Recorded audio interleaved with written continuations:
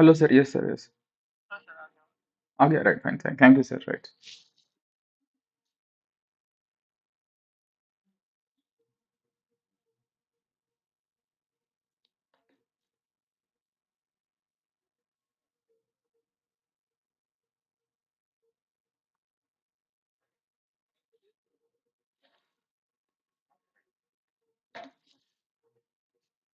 Fine. I'm extremely sorry. There was some technical issue here in my laptop.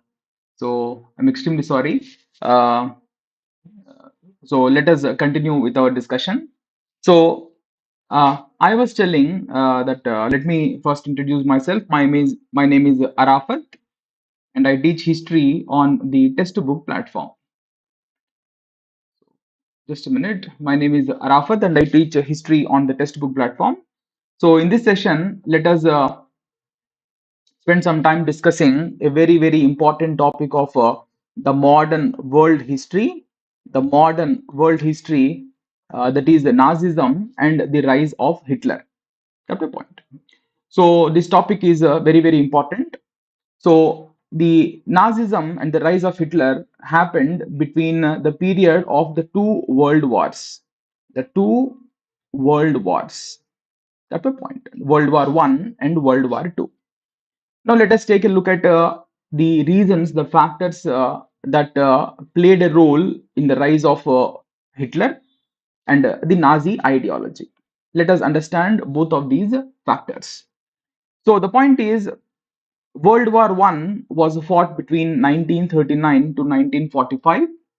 At the point, and during this war, the world countries were divided into two groups, namely the Axis group, and the other is the Allied group. So the countries of the Axis group are, say, Germany, Italy, Japan, etc. were part of the Axis group. The Allied powers, on the other hand, included England,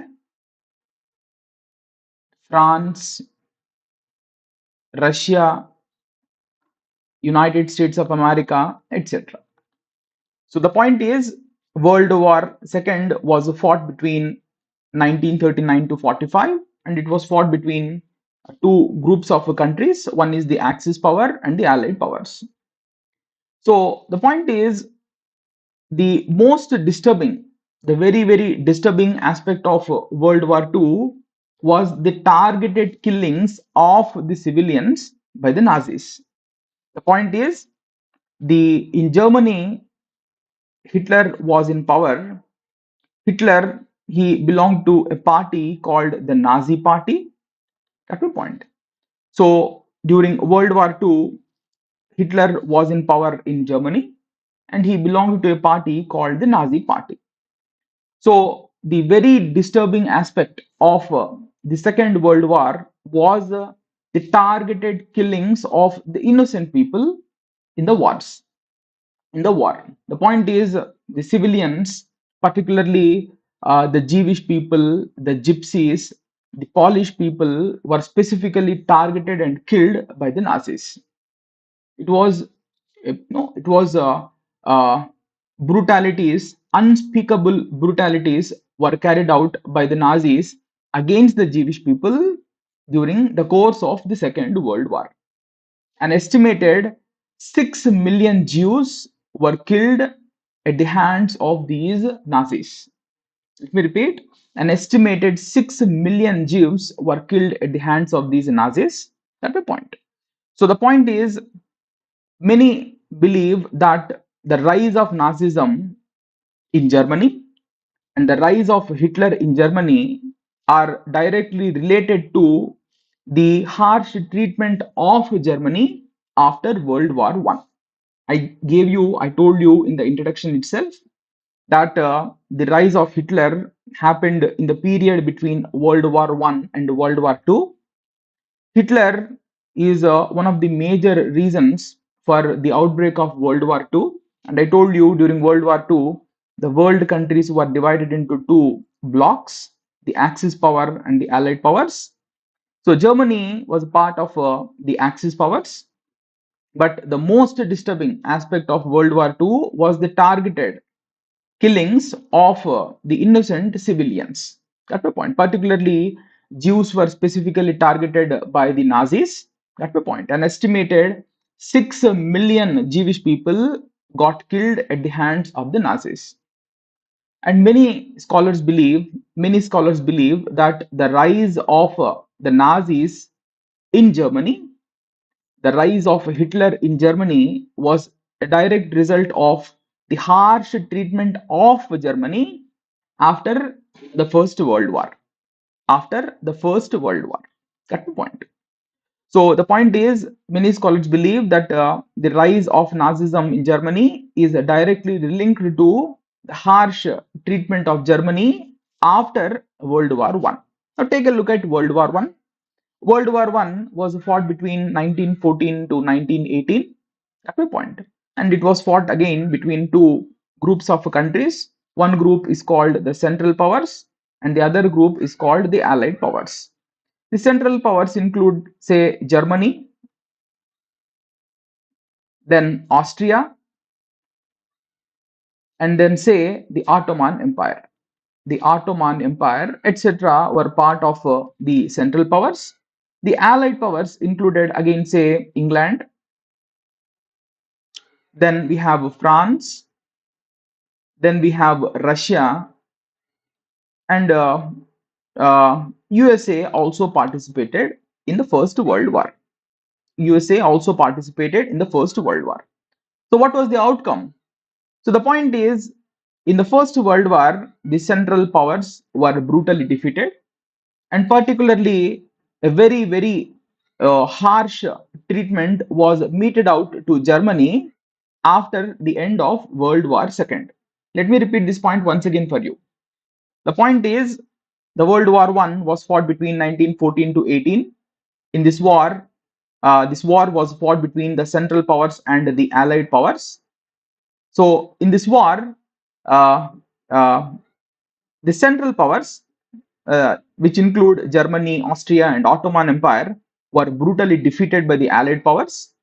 And the Allied Powers were particularly very harsh in the treatment of Germany after the end of World War One. And many scholars believe that it is this harsh treatment meted out to Germany after the end of the World War One led to the rise of Nazism and Hitler in Germany. Let us go into the details. What was this harsh treatment that was meted out to Germany after the end of the World War One? Let us take a look into the details. Let us go into the details of this particular aspect. At the point. So first, I told you that unspeakable brutalities were carried out against the Jews during the course of World War One. These brutalities were carried out by the Nazis in Germany. But the rise of Nazism in Germany, according to many scholars, is directly related to the harsh treatment of Germany after the World War One. Now take a look at the harsh treatment, the factors responsible for the rise of Hitler. So after the end of World War One, I told you the Central Powers were defeated. I told you that Germany particularly was treated very harshly by the victorious side, that is the Allied Powers. Now take a look at the factors responsible for the rise of Hitler. The first factor is the Treaty of Versailles. The Treaty of Versailles 1919. So this Treaty of Versailles was imposed on Germany by the Allied powers after the end of World War One.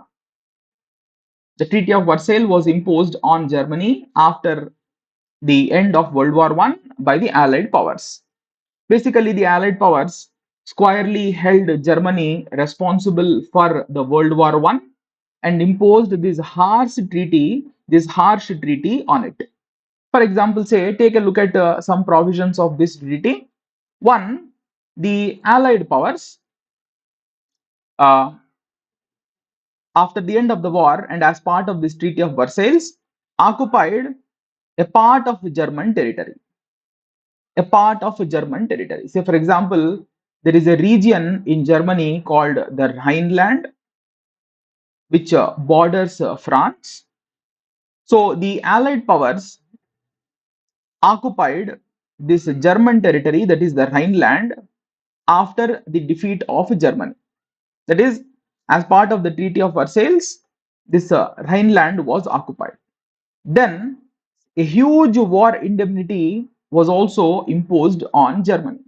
Basically, the Allied powers held Germany squarely responsible for the outbreak of the war, and therefore they imposed a huge war indemnity on Germany. Then the Allied powers also uh, included a demilitarization clause in the Treaty of Versailles. Under the demilitarization clause, Germany was not allowed to maintain more than 1 lakh army. 1 lakh army. So basically, after the end of the World War I, the Allied powers treated Germany very, very harshly. For example, Treaty of Versailles. So under the Treaty of Versailles, severe conditions were imposed on Germany. For example, say Rhineland, which is basically a German territory, was occupied by the Allied powers. For example, say Britain, France, United States of America occupied this German territory. Then second, a huge war indemnity was also imposed on Germany. And third, Germany, a demilitarization clause was also imposed on Germany. So under the demilitarization clause, Germany was not allowed to maintain more than 1 lakh army. So the point is, this 1 lakh army was highly insufficient to maintain even the law and order within Germany. So the point is, the Allied powers wanted to punish Germany to the extent possible, and therefore, keeping that in mind, they imposed this demilitarization clause. So the point is, the people of Germany were not at all happy with the Treaty of Versailles.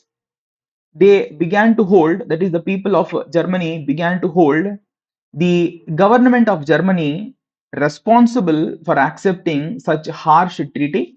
They began to hold the government of Germany uh, uh, responsible for accepting such a harsh treaty. And the point is, this harsh treaty became one of the reasons for the rise of Hitler in Germany. That's my point. Going forward, I will explain the same, but take a look at the factors for the rise of Hitler.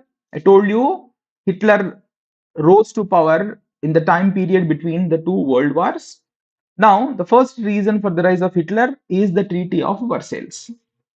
Take a look at the second treaty. So, I just told you that um, a part of German territory was taken over by the victorious side, that is the Allied powers. This region marked in stripes, just let me show you. This region, just let me show you one minute. This region marked in stripes is basically the German territory, but the Allied powers occupied it. That's the point. This is what we call as the Rhineland.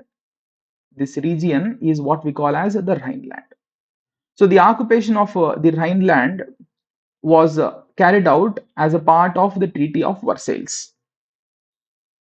Second reason for the rise of Hitler is the Weimar Constitution. Weimar Constitution. So basically, till 1919 AD, let me explain. The second reason for the rise of Hitler is the Weimar Constitution.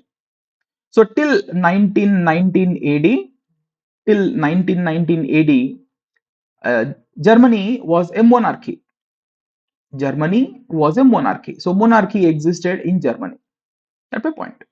So, but after the end of World War I, monarchy was abolished and Germany was declared as a republic.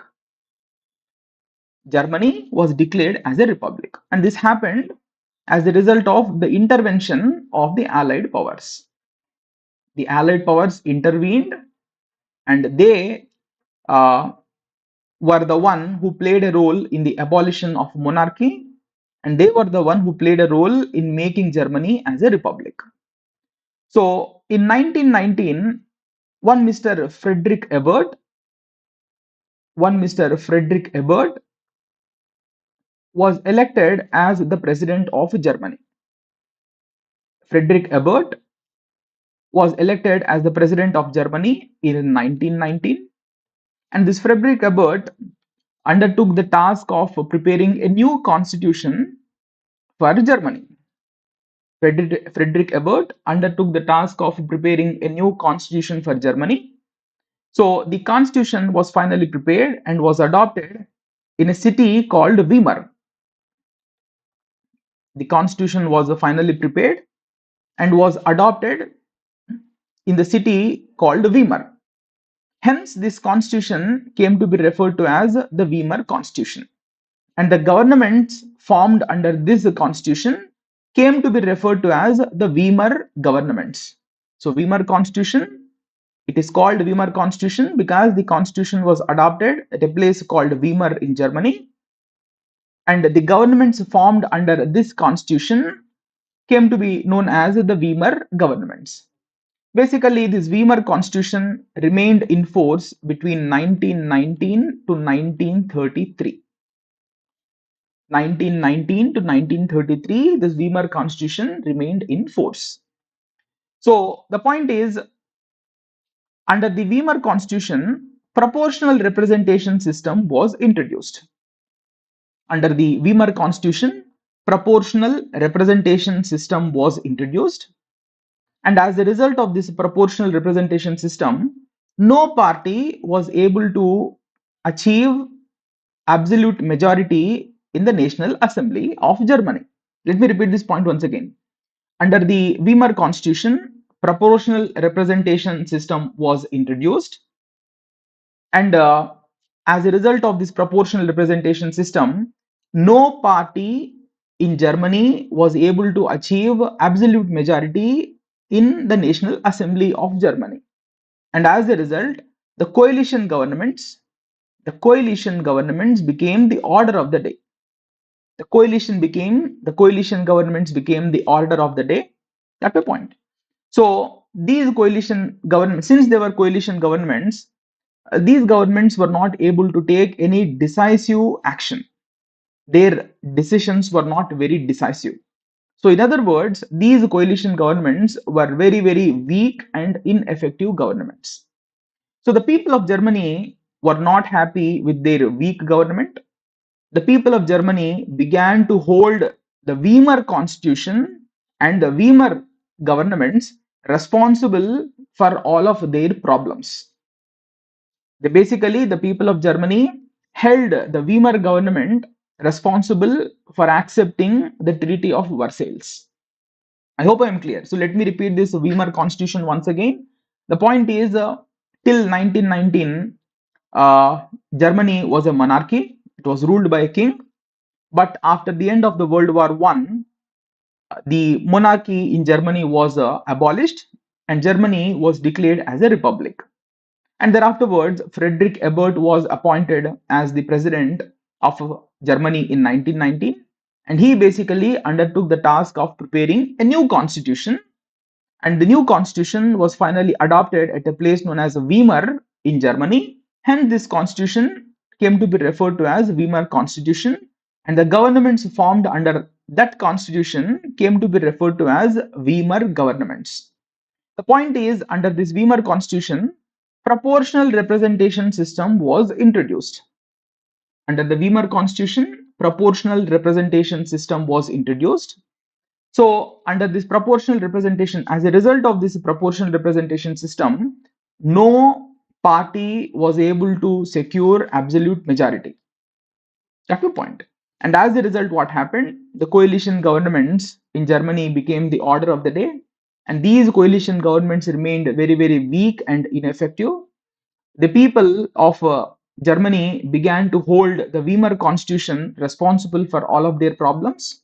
The people of Germany began to hold the Weimar government responsible for accepting the Treaty of Versailles.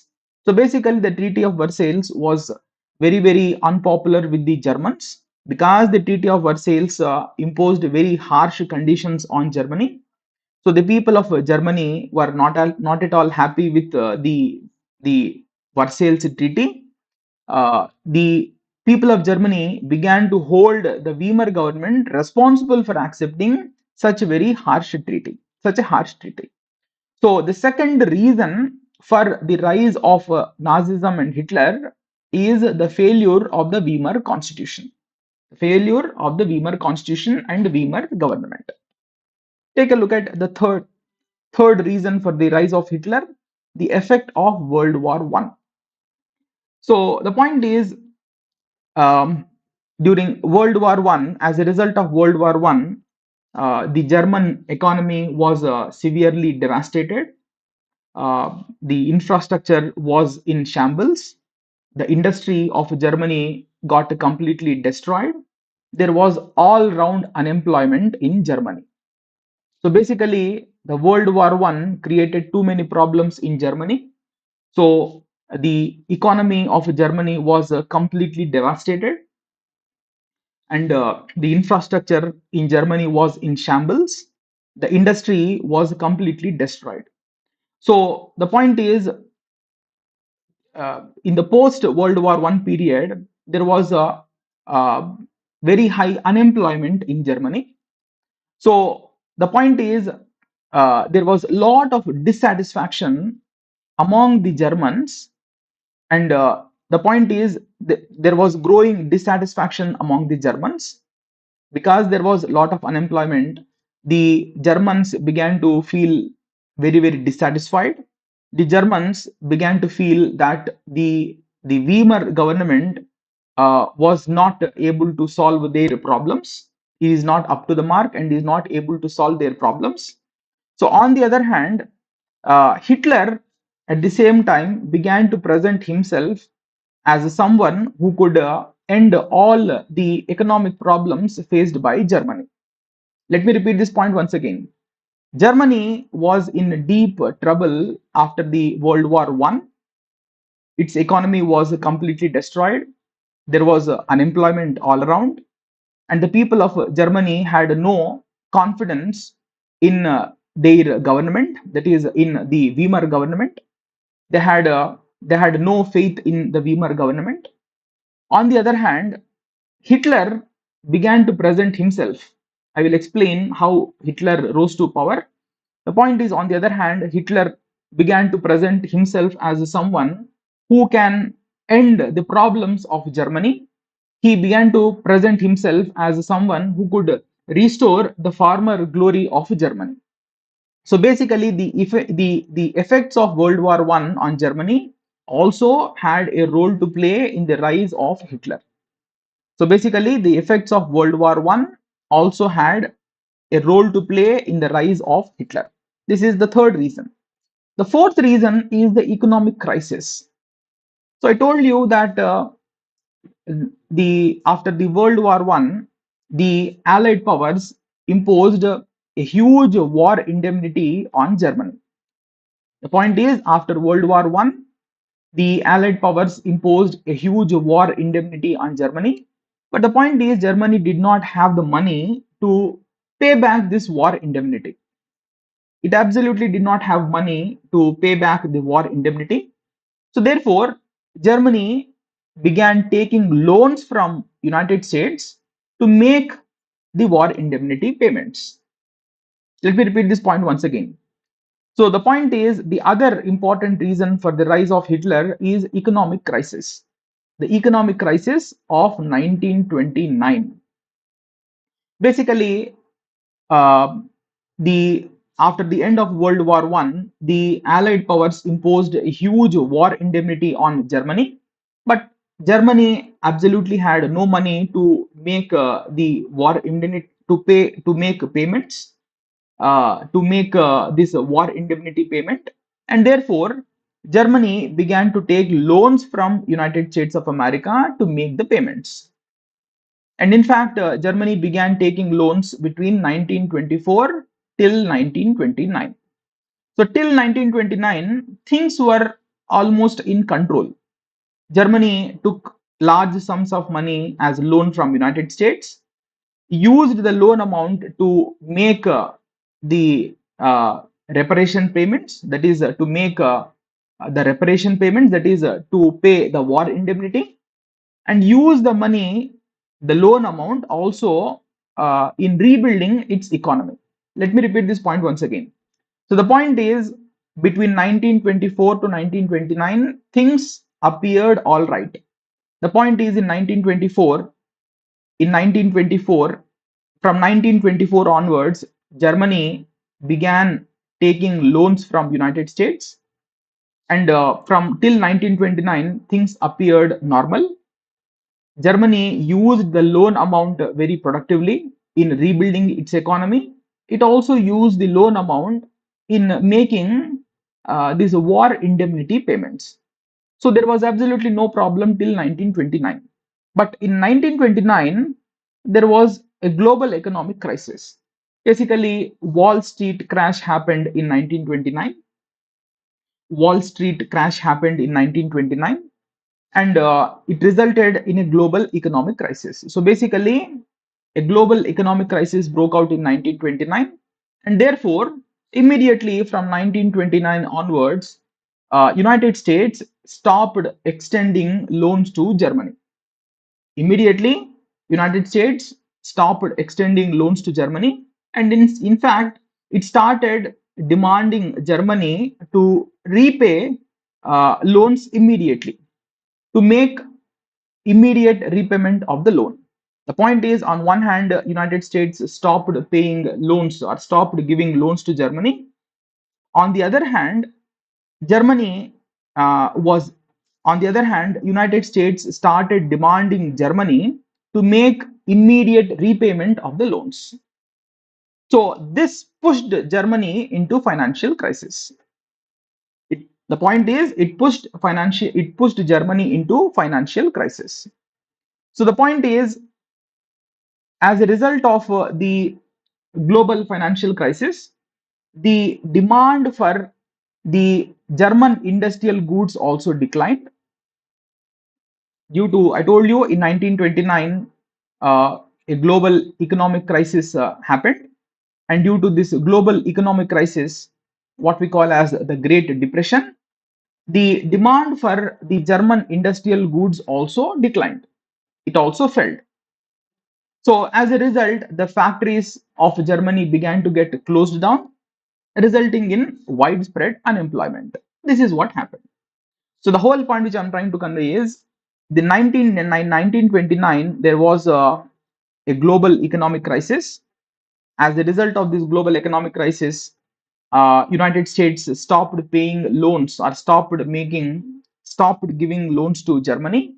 It also began to immediately it began demanding Germany to immediately make a repayment of the loans.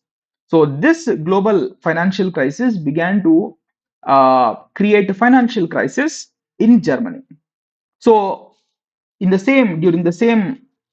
this global economic crisis, the demand for the German industrial goods also declined. As a result, factories began to get closed down, and as a result, it began to result in lot of unemployment. So the point is, because of this financial crisis, the Weimar government, which was in power, began to take austerity measures. It basically began to cut down on the expenditure. The Weimar government began to take austerity measures. It basically began to cut down on expenditure. So, for example, it began reducing the salaries and pensions of the employees. It also began to cut down on the social service expenditure. The social service spending also was cut down. Salaries and pensions of the staff was also reduced. So, as a result of these steps taken by the Weimar government began to become even more unpopular. That is, the steps taken by the Weimar government made it even more unpopular. That's the point.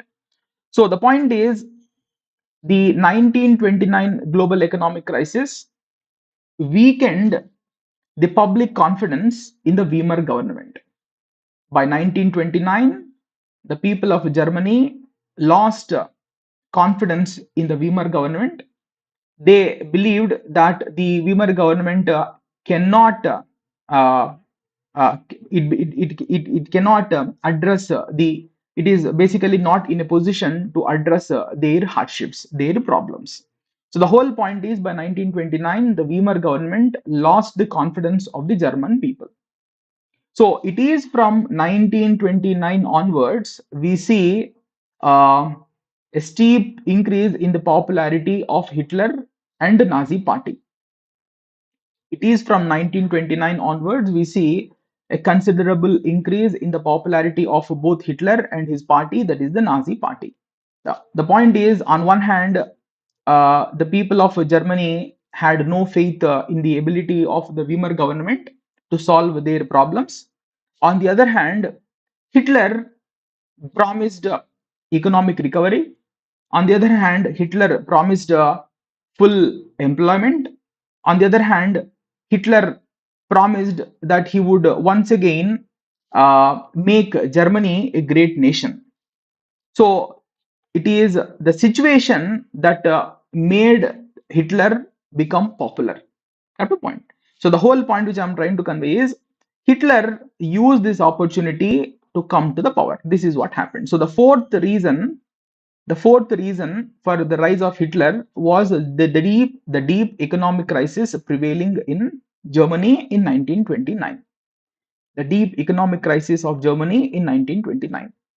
So the fifth reason for the rise of Hitler is the occupation of the Ruhr region.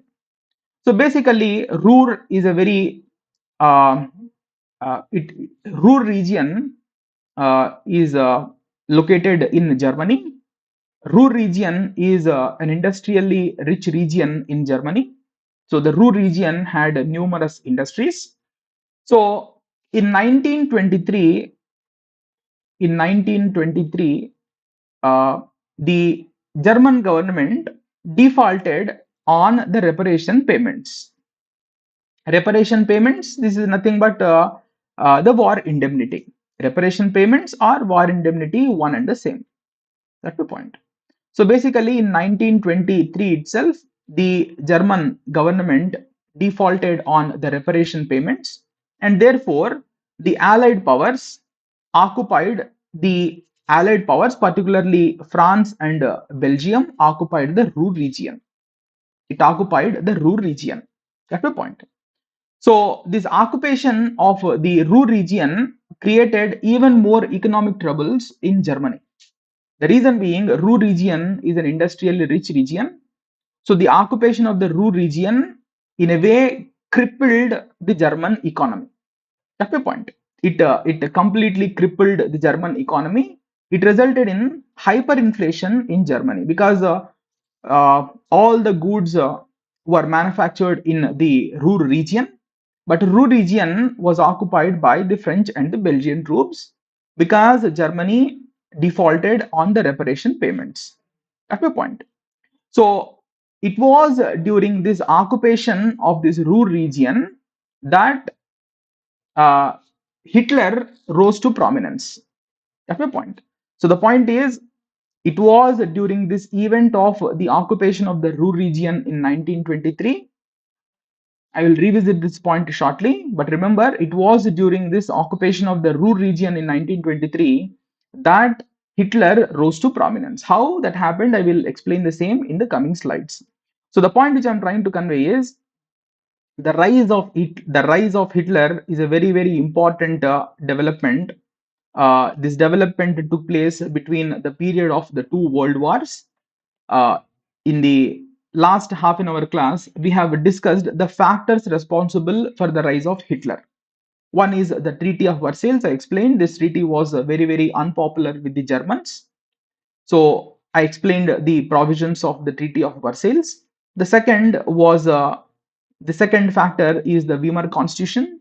The Germans absolutely had no faith in the ability of the Weimar government uh, to uh, to uh, basically the Germans had absolutely no faith in the ability of the Weimar government to carry out development of Germany. So the Weimar governments were very weak and inefficient, and therefore they became very unpopular with the Germans. This is the second reason. The third, the effects of World War. The people of Germany suffered badly as a result of World War. So there was a growing discontentment among the Germans. There was a lot of dissatisfaction among the Germans. So the Germans, uh, uh, on the other hand, Hitler portrayed himself as someone who could rise up to the occasion and solve all the problems of the Germans. And this made Hitler become popular among the Germans. This is the third factor. Fourth factor is the economic crisis I just discussed with you. The fifth factor is the occupation of the Ruhr region. So in 1923 itself, because of because Germany defaulted on the reparation payments, the Allied powers, particularly the French and the Belgian troops, invaded and occupied the Ruhr region, which is basically industrially rich region of Germany. So this occupation of the Ruhr region, in a way, further crippled the German economy. It is during this occupation of the Ruhr region that uh, Hitler and his party shot into prominence. So from 1923 onwards, people of Germany began to hear about Hitler. How that happened, I will explain the same in the coming slides. So take a look at the rise of Hitler now. Now let us spend some time discussing the rise of Hitler. How did this happen? So Hitler was born in 1889 in Austria. So he was born in a very poor family. He also served as a soldier. He basically enrolled himself as a soldier and fought very bravely in the World War One. He also won many medals uh, because of his bravery in the World War One. That's the point. But Hitler was very disappointed with the Treaty of Versailles. Hitler was very disappointed with the Treaty of Versailles. Like other Germans, Hitler also held the Weimar government responsible for accepting the Versailles Treaty. Because the point is, the terms of the Versailles Treaty were very harsh. The Germans, in general, were not happy with the treaty. The same was the case even with Hitler. So the point is, Hitler was not happy with the Versailles Treaty. Like other Germans, he also held the Weimar government responsible for accepting the Versailles Treaty. So in 1919, that is after the end of World War One, he joined a party called German Workers' Party, which he later renamed as National Socialist German Workers' Party. So in 1919, Hitler joined the German Workers' Party, which he later renamed as the National Socialist German Workers' Party. In short, it is called as the Nazi Party. It became popular as the Nazi Party. So I told you in 1923, the Ruhr region was occupied. That's the point. So immediately after the occupation of the Ruhr region, Hitler and his Nazi party attempted a coup. Basically, uh, in 1923, immediately after the occupation of the Ruhr region, at a point, I'm sorry, Ruhr. Immediately after the occupation of the Ruhr region in 1923, Hitler and his Nazi party attempted a coup. It attempted a coup at Munich. Munich is a very important city of Germany. We call this coup as Munich Beer Hall Putsch. Putsch in German means revolt or a coup. Basically, Putsch in German language means revolt. So in 1923, Hitler and his party carried out a coup. We call this coup as the Munich Beer Hall Putsch. But this coup was a failed coup. Following this coup, Hitler was arrested and was sentenced to 5 years of imprisonment. Basically, in 1923 itself, Hitler, after this failed coup, was arrested and was imprisoned for about 5 years. Of course, he was later released only after 9 months. He was given a 5 year sentence, but later released from prison after 9 months. So it was during his time in prison, that this man, that is Hitler, wrote a book called Mein Kampf, meaning my struggles. Meaning my struggle. So it was in this book he outlined his Nazi ideology. So the ideology of the Nazis was outlined by Hitler in this particular text, that is Mein Kampf, meaning my struggle. That's the point. He very clearly outlined his ideas, his plans of how to go about capturing power were very clearly outlined in this particular text. So after his release from prison, Hitler basically began to come to power through legitimate means, through legal means. In 1923, he made an attempt to occupy power through a coup, but the coup was a failed attempt, following which he was put in prison. But the point is, after his release from prison, Hitler began to focus on the legal means. He began to focus on coming to power legally through the right channel. uh, he began uh, he began making efforts to come to power through the legal channels. But the point is, between 1924 to 1929, gradually the popularity of Hitler and his party began to increase.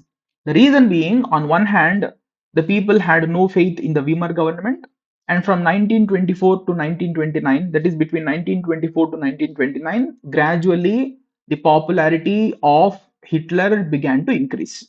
That's the point. And this increase in the popularity of Hitler is directly a result of his oratory skills. The point is, Hitler is known as a wonderful orator. He had the power to attract large people through his speeches. So between 1924 to 1929, Hitler gradually began to increase his popularity. The reason for this increase in his popularity was a result of his oratory skills. People were getting very much attracted because of his oratory. He was a wonderful speaker. Got the point. So the point is, I told you, finally in 1929, Great Depression happened. That is, there was a global economic crisis. Uh, as a result of the global economic crisis, the entire German economy was in shambles. The German economy was in great trouble. There was a lot of unemployment. Businesses began to get closed down. That's the point. So basically, the life of the ordinary Germans became miserable after 1929 onwards. And this was directly a result of the Great Depression of 1929. That is, the Great Depression or the global economic crisis. So let me repeat this point once again. So from 1924 to 1929, Hitler gradually began to increase his popularity. The point is, the reason for his growing popularity was his ability to make great speeches. That's the point. But the real turning point for Hitler came after 1929. The real turning point for Hitler came after 1929. Basically, in 1929, I just told you, there was a global economic crisis. So, as a result of this global economic crisis, there was a lot of unemployment in Germany. Businesses began to get closed down, and the life of the ordinary German became very, very difficult. So, it was in those difficult circumstances for the Germans. It was in such circumstances that the Nazis carried out an all-out propaganda. The Nazis and Hitler promised full employment. They promised stability. They promised to make Germany once again a great nation. The point is, people were already in trouble, but on the other hand, the Nazis began to carry out an all-out propaganda. They promised full employment if voted to power. They promised full stability in Germany. They promised to make Germany, that is, the Nazis and Hitler, promised to make Germany once again a great nation. That's my point. So The point is, this increased from 1929 onwards. We see a sharp increase in the popularity of the Nazi party, which is in fact reflected in the 1932 elections. So, for example, say in 1929 German elections, only 2.6 votes. The point is, the Nazi party secured only 2.6 votes in the 1928 elections, but just 4 years later, that is in the 1932 elections, the Nazi party succeeded in getting 37% votes, emerging as the single largest party in the German National Assembly. So the point is, the rise in popularity of Hitler and the Nazi party were directly related to the 1929 Great Depression, which is very much visible in the statistics. Say, for example, the Nazi party could secure only 2.6% of votes in the 1928 elections, whereas its vote share increased to 37% in the 1932 elections. As a result of the 1932 elections, the Nazi party emerged as the single largest party. It emerged as the single largest party in the German National Assembly. So, after these elections, in 1933, the president of Germany, that is Hindenburg, appointed Hitler as the Chancellor of Germany. Chancellor is like the Prime Minister. So, basically, in 1933, Hindenburg, who happened to be the president of Germany, appointed Hitler as the Chancellor of Germany. But in 1933 itself, Hindenburg died, after which Hitler also declared himself as the president of Germany.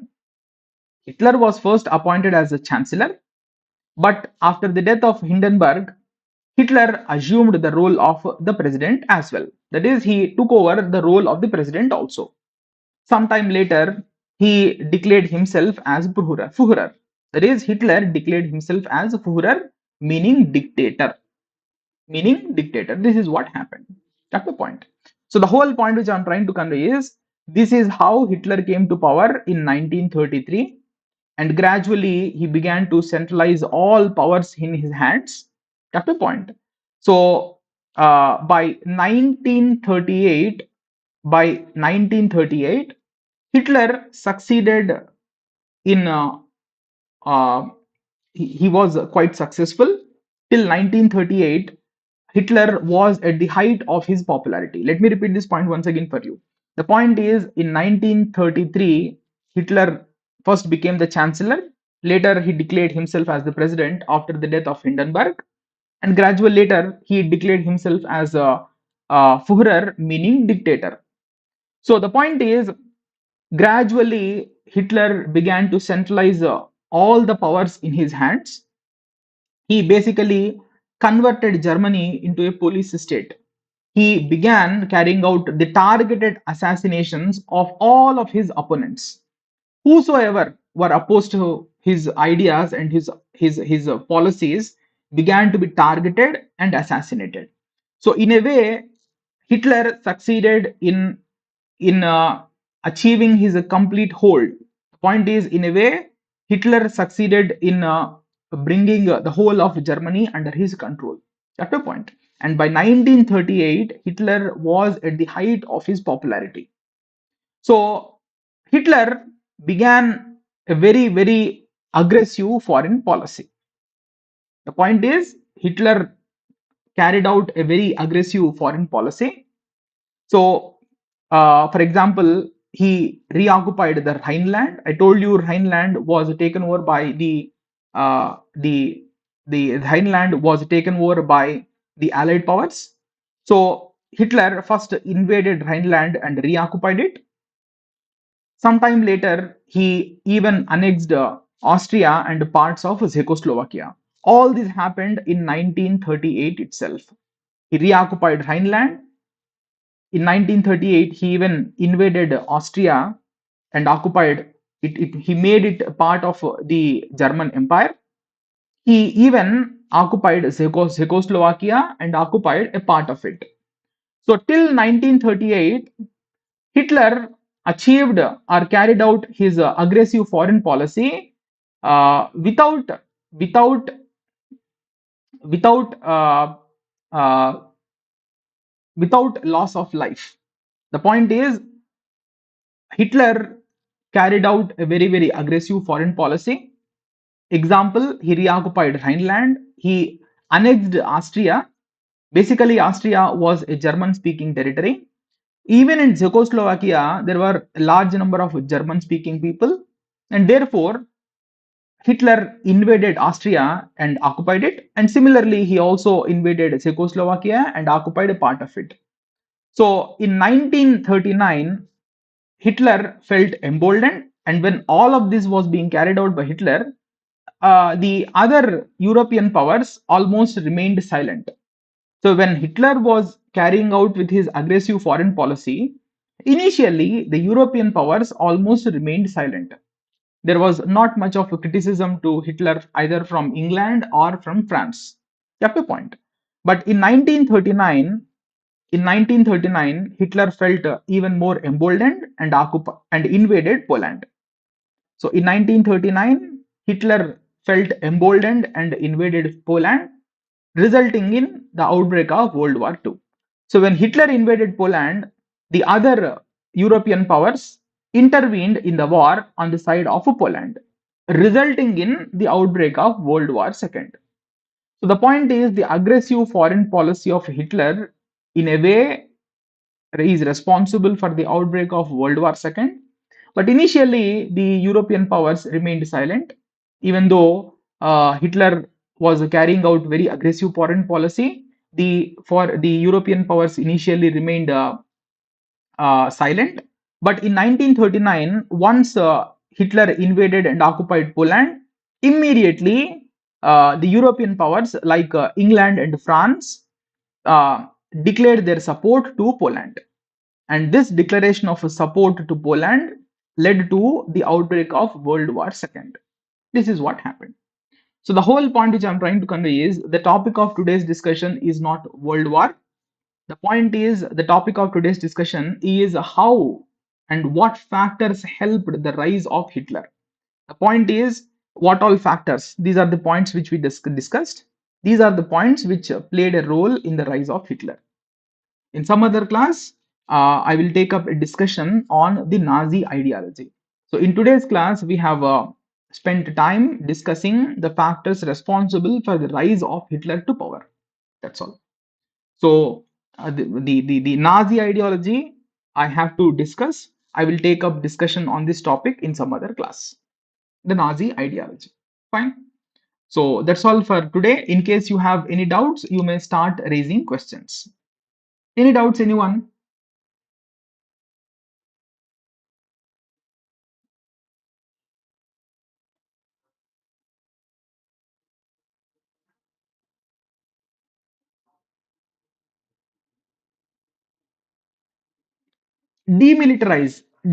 Let me explain. So let me, what is demilitarization? So the point is, uh, after the end of World War One, the Allied powers put a condition on Germany that Germany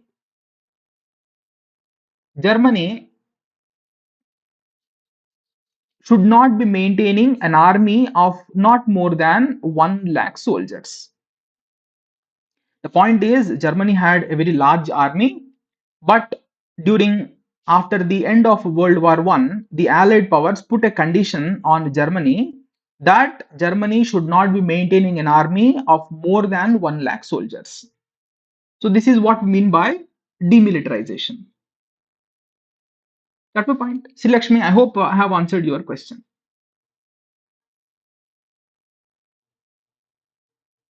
Is this point clear, Sri Lakshmi? Demilitarize means not maintaining an army beyond a fixed number.